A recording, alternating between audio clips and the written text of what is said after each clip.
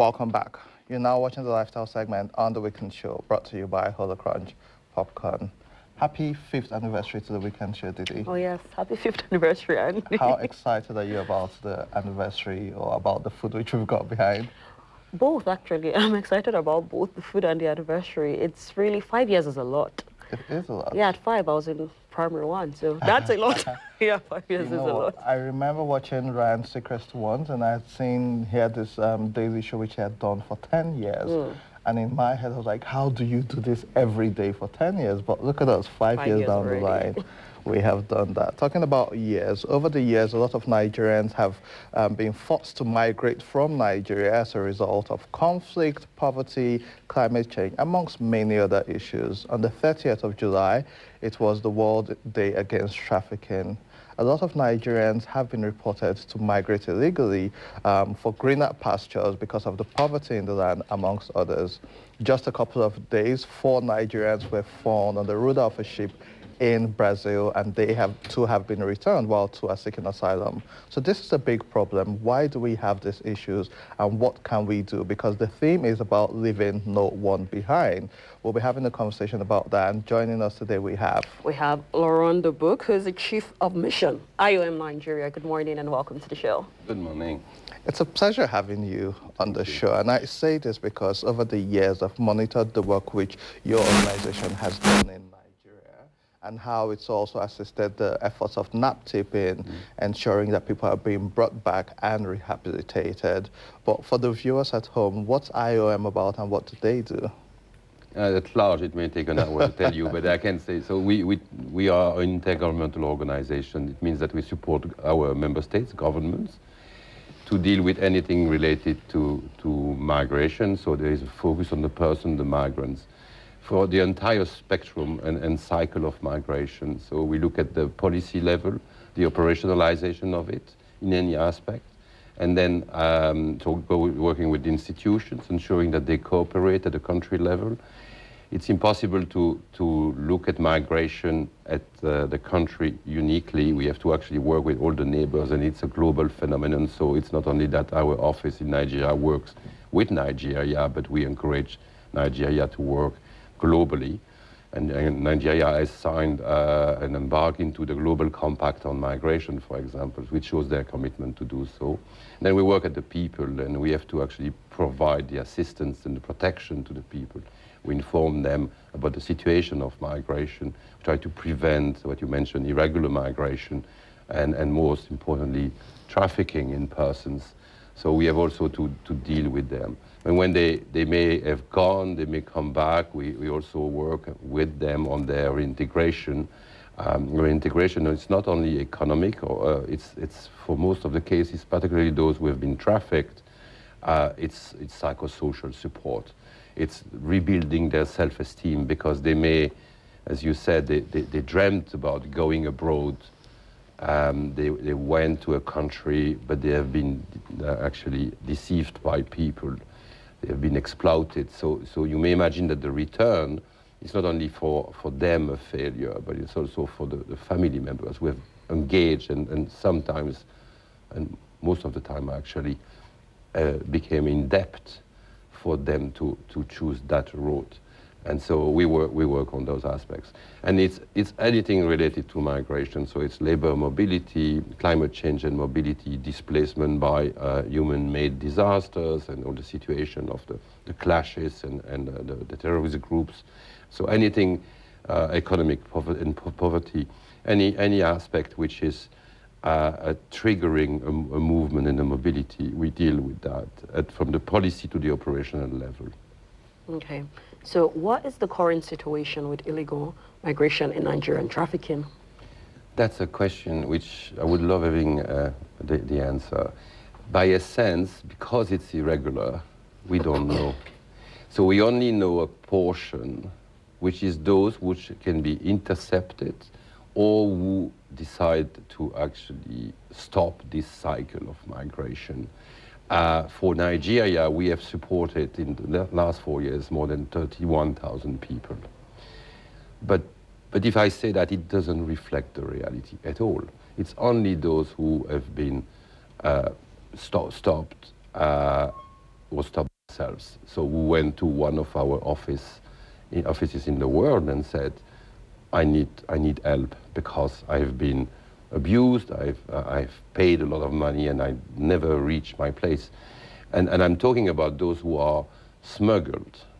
Then we have those who are trafficked, because there is a nuance. It means that they have been abused and exploited, women, girls, boys, and men. For those, I just looked at the statistics. In West Africa, we have, for the last 25 years, assisted 100,000 people trafficked. It means 10 per day. So, and that's West Africa. Then we have people of Nigeria coming from the Middle East, where a month ago we supported a woman who escaped and came back from the Emirates here. But she mentioned that there are tens of similar situations there still, but they can't escape. She came with people. We are in contact with Egypt, where the ambassador is welcoming people. It's per month more than 10 every month are escaping from domestic works where they are abused. Our office in Burkina Faso told us that there is an important number of women from Nigeria who are exploited there. Same in Mali. They are in the mining industry, they are exploited. The Côte d'Ivoire office told us, do something. There are too many Nigerians who are coming here and exploited. So it's, unfortunately, but we don't know. They see a piece. But then we are observing and trying to work on the roads, on the mechanism, how they are recruited, and we really want to focus on informing people to be cautious, to really be careful. Because if I promise you to become I don't know, #1 footballer in Olympique Marseille, you may believe me, and you even will pay me, saying, great. I will say, give me $5,000, I bring you there immediately. I'm your agent now. You can't imagine the number of people who believe so. And all are promised fake jobs, and they end up in exploitation. It's very sad when you see the stories when they come back, and we talk with them. Some agree to witness and pass the message, which is really key, because as an organization, if I tell you, be careful, you will never believe me. Never believe my colleagues. They will say, no, I'm unique. We are all unique, and that's what they play on. You are so good that I come to see you, only you. And I will bring you to Paris, to London. People believe it, because they touch emotions and dreams. And so it's easy, and that's what, it's sad we have to say, be careful, there are people with bad intentions. And so be prepared. Check, don't believe. The dreams are, we have to keep it, but it should be a dream, not make a dream a nightmare. And so that's what we have to emphasize to a lot of people. In the last 4 years, hundreds of thousands of Nigerians have relocated from Nigeria. For most people, it's for economic reasons. I saw a report which hasn't been verified, which says below 2 million people. But let's keep it at hundreds of thousands. Now, we've seen that Canada is accepting a lot of people moving in. But we've also seen that with the UK, because of their, since leaving the EU, they've now had more visa categories to let professional and skilled workers come in. A new scam, and I say this because of the deception which we were just talking about, is certificate of sponsorship. Some people get Nigerians to pay for a certificate of sponsorship, which means once they get there, they'll be eligible to work. And just last week, we saw a video of a whole family who got certificate of sponsorship, moved to the UK, and once they got there, the people who sold it to them had disappeared. And so you even have the most educated people still being deceived. However, according to UNODC, conviction rates are still at about 27%. Do you think we should strengthen deterrence and convictions, or do you think we should work more on prevention of the irregular migration? I think it should be simultaneous. But you wouldn't have a proper prevention if you don't have a proper prosecution system. So because we have to actually not only address the person on the danger of it, but we need to address the traffickers on the fact that there is zero tolerance, and that by doing it, they may end up actually in being convicted in prison. So we have to reinforce that aspect and work on all aspects of evidence sharing, cooperation between states and institutions within the country and outside, and increase the capacity of the judges to convict traffickers and perpetrators. And that must be shared to the public. They must understand that it happened indeed. I think NAPTIP has done that, and they have been collecting evidences and shared to the public. But to me, it might be more massively shared as an information to the public, because it remains difficult for people to understand, actually, and make the link with themselves and the conviction of a person as a trafficker. They may not necessarily make the link, so it's to have an information which is more accessible to everyone. As you say, it touches everybody. It touches even the most educated people. And that's the sadness of the aspect of managing migration. When there are positive aspects, which is a positive migration and movement, when you get a job, this is then also manipulated and used by others. So it's when you try to be positive, this aspect will be used for others to try to defeat others. So it's really sad. But we have a vast majority. The biggest majority of those who are trafficked are not highly educated. And so we need to adapt our discourse and language to them and reach them where they are. It's not necessarily easy for them to watch TV. Radio might be an excellent vector for passing information. So we need to always adapt our discourse language to the audience. So the same message should be adapted according to them. Okay. Earlier you stated that people should be cautious and be careful. So what signs should individuals look out for to avoid becoming victims to illegal migration or trafficking? Before the departure, yes. I always say, if it's too beautiful, it's not true. That's something. It's why actually I am the one selected to get that job. And then verify. A document is not enough. And asking the embassies or organization like ours, we can verify whether the veracity of the document, whether the company exists, because it might be difficult for a person to actually check whether in the middle of UK that company exists, if they have received a contract, for example. But we can do that. NAPTIP can do that. There is a number that they can call if they have a doubt, so they can always check. The other thing is, if you have to pay, you are asked to pay, that's fake. It's not normal. You're not supposed. Your employer, sorry, is supposed to pay you, not vice versa. So to get a job, you don't need to pay. The agents are not supposed to be paid by the people. They are supposed to be paid by the employers. So each time there are requests, it's an indicator that there is something going wrong.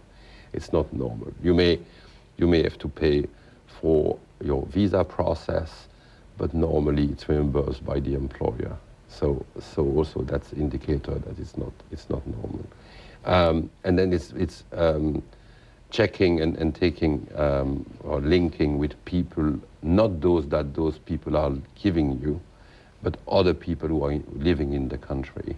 So luckily there is a huge diaspora of Nigerians, so you can always find a person who is living there to check for you whether this is correct, because they may have gone through the same, or they may know that actually this is a trend and a system which is existing for recruiting fake people. But the same, NAPTIP can verify that, and we also can verify that. It's not to actually go only on bilateral relation with those promising the job, but to make checks and double, triple check whether this is correct and get information. Okay. If really a person says everything is okay, seems okay, we would advise to take a number or the people there in case you face issues. The first indicator that you may end up in troubles is asking your passport or your ID document. When you land, someone asks you your document, you start being in trouble. That's how they caught you. You can't do anything anymore because you can't move. You are nobody. You are in another country without a proper paper, proper identity. They can't verify whether you are regularly there because without the passport, you don't have the visa. So you can't go out. or I think you think that you can't go to the police because you would be caught as irregular. While actually you are protected by law. So a lot of countries have applied the protocol for protecting victims of trafficking.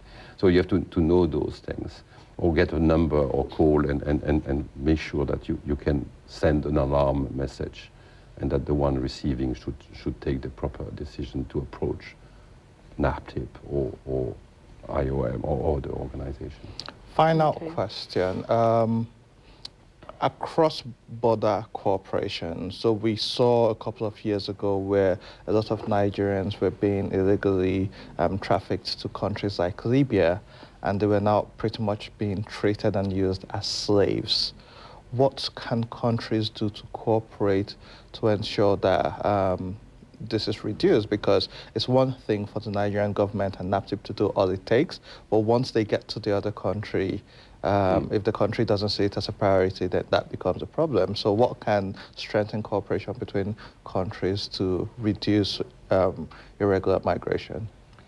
Yes, it's identifying indeed if the country has its proper system, proper national legislation, proper mechanism.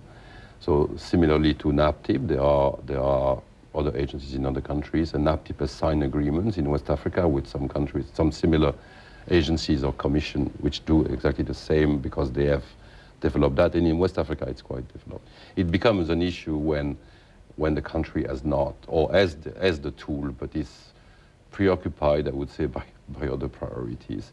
But that's where we intervene as an intergovernmental organization. We have a large presence in Libya, but all over West Africa and Northern Africa.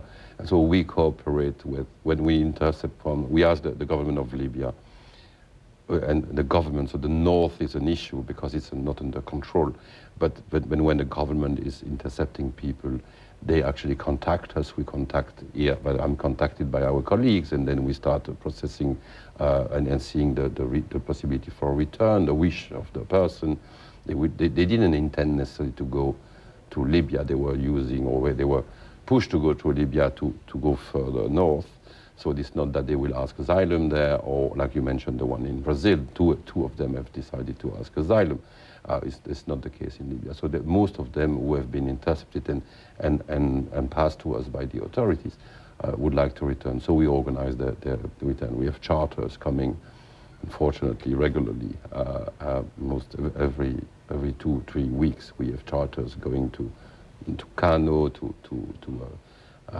Edo, or Lagos. So that's if it doesn't exist as an institution, we compensate. You say we take over and we enhance this cooperation and exchange of information.